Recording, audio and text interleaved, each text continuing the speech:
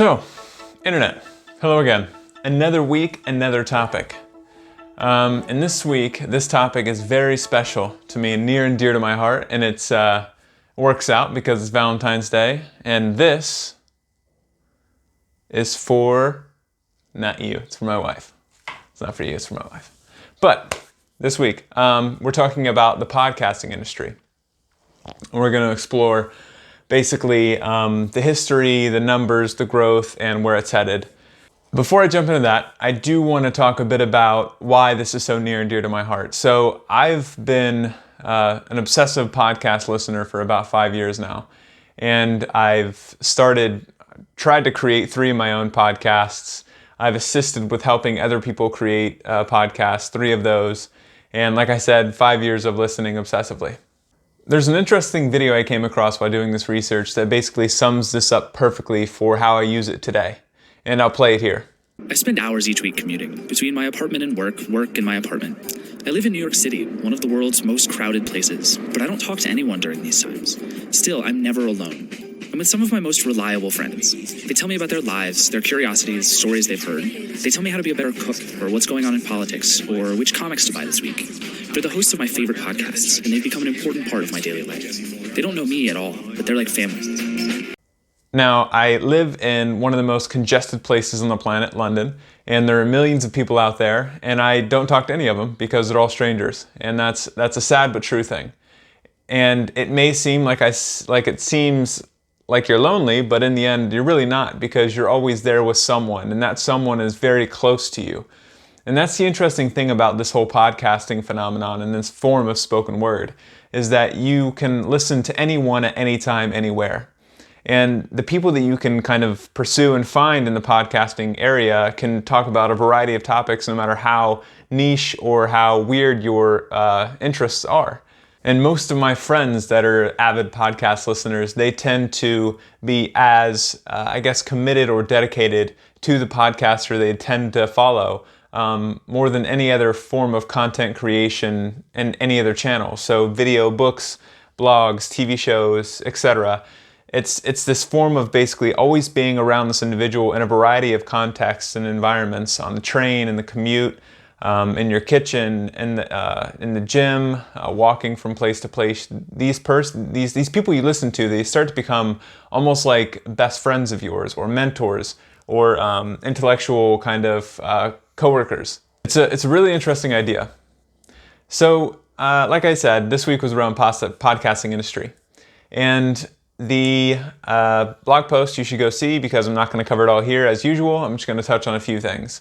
And the few things I want to touch on are really just 2 things. The growth of the industry and how it's kind of built out and where it's headed, and then maybe some future kind of pontification about where it could go. So first, I'm going to throw out some numbers for you. These are US-centric numbers, so take it with a grain of salt.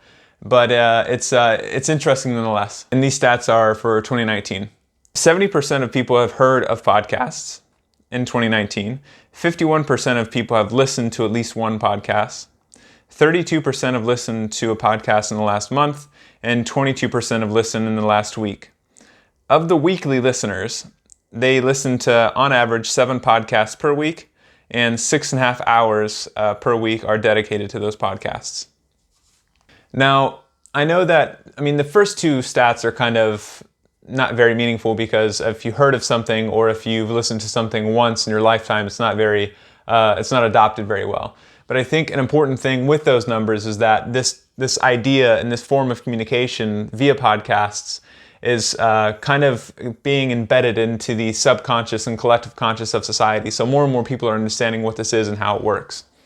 And I think it's fascinating to see how much time and dedication and kind of commitment people put towards this form of medium when you have 6.5 hours per week and 7 podcasts for weekly avid listeners.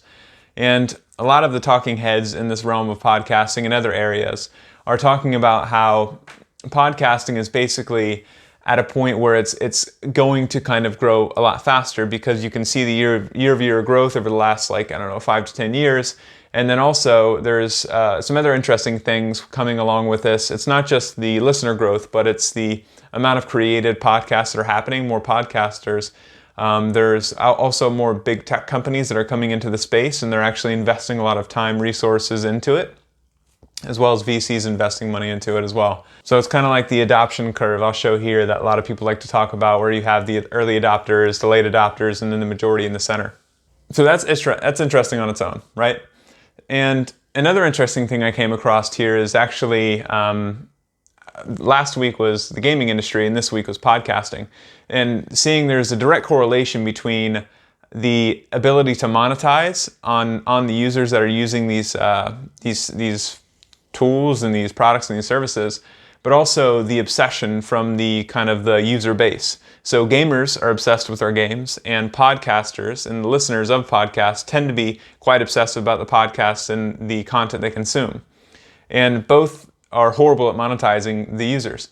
And A16Z has a beautiful report that's, like 70 pages long, and they explain a lot of this, and I'll show two graphs here around the amount of revenue that's actually being derived from the podcasting industry, which is 0.3 billion, and that's the next closest is radio, and it's an astronomically lower than everything else.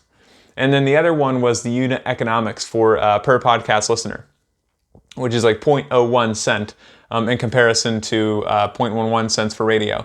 And that's another huge drastic drop in actually monetizing these.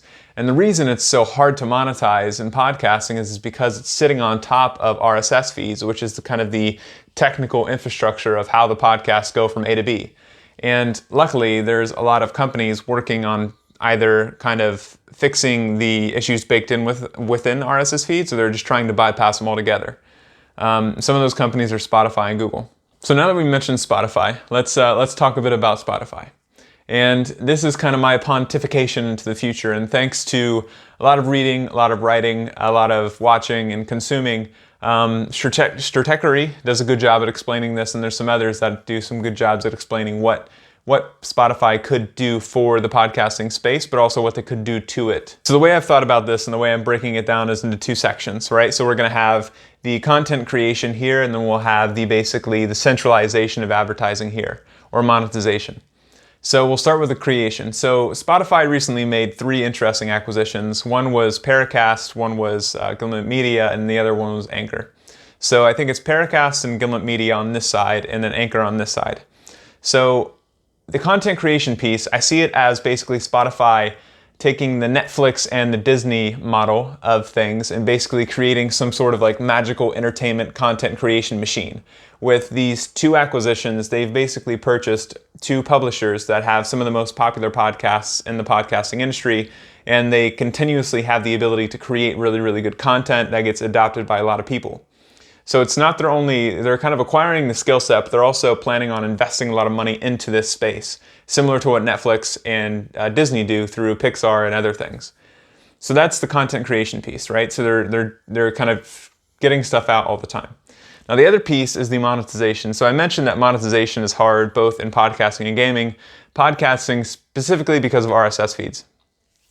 So Spotify has acquired Anchor, and Anchor is basically a hosting platform, and it does some other things where they get a lot of new podcasters onto their platform because it's so easy to use, but also because a lot of it's free or cheap to host and distribute your podcasts.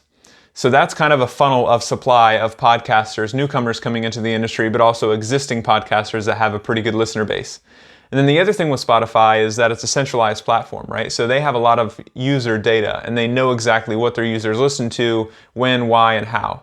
And being able to basically combine that supply with that ability to leverage data and know what the user is doing, that's going to improve their ability to kind of centralize this monetization. And the way that I've thought about this and the way this trajectory puts it is that it's like the Facebookification of advertising. So basically Facebook, they've centralized all the advertising. A lot of people advertise through Facebook because it's both easy to kind of target your ads, but it's also easy to monetize and use, etc. And that's kind of what Spotify could potentially do for the space of monetization, advertising, and podcasting. So they have these two kind of big pillars, and it's interesting to see how they've basically stated that this transition from not just being in a music company but being an audio company is really important for them, and they're going to heavily focus on basically monetizing and creating and growing their company in the space of spoken word as well as music. And that's all I'm going to talk about here in this video. So also, in the blog post, there's a lot of stuff. There's history of podcasting, some of the technical bits, and more information in there. But also, at the end of the blog post, I've listed out some of the current podcasts I listen to today. And like I said, I'm obsessive. I've been listening for 5 years, and that list changes probably every year. There are some kind of key podcasts that I kind of stay consistent with over the years, but most of them change. So you should definitely go check out that if you're interested in the podcast that I listen to. I've linked them all in there as well. But I hope you enjoyed this, and I hope that you are both curious and interested in the podcasting industry, because I think that it's something that you should try. If you're interested, you should definitely listen to a podcast, one or two, because there's podcasts out there for everyone, for people looking for love advice, people that are looking for crime and thrillers, for technology and science and woodworking and whatever else. So with that said, happy Valentine's Day, Internet, and I'll see you next week.